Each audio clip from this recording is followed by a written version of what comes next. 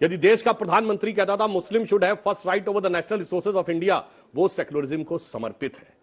यदि जिस जमाने में कश्मीर में मस्जिदों से भीड़ निकलती थी, अभी हमारे दौर की बात है 2019 से पहले, जुमे की नमाज के बाद, और जाके किसी भी इंस्पेक्टर अयूब पंडित जैसे व्यक्ति को कत्ल कर देती थी, वो सेक्युलरिज्म का सुंदर संगीत था।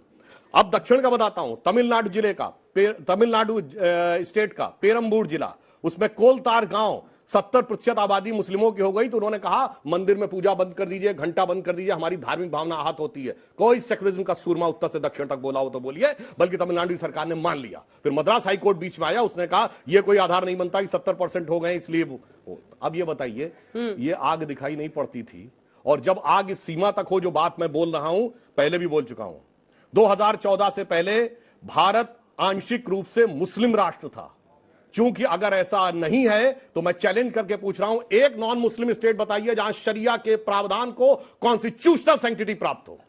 जो शाबानो केस में अगर शरिया के खिलाफ गया सुप्रीम कोर्ट, तो संविधान में संशोधन करके पलट दिया गया।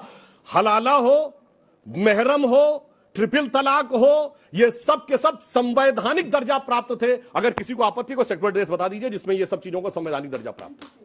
अब बताइए आग कहां पे थी। लेकिन ये जो गिरिराज जी कह रहे थे उस पर आपने कुछ नहीं कहा।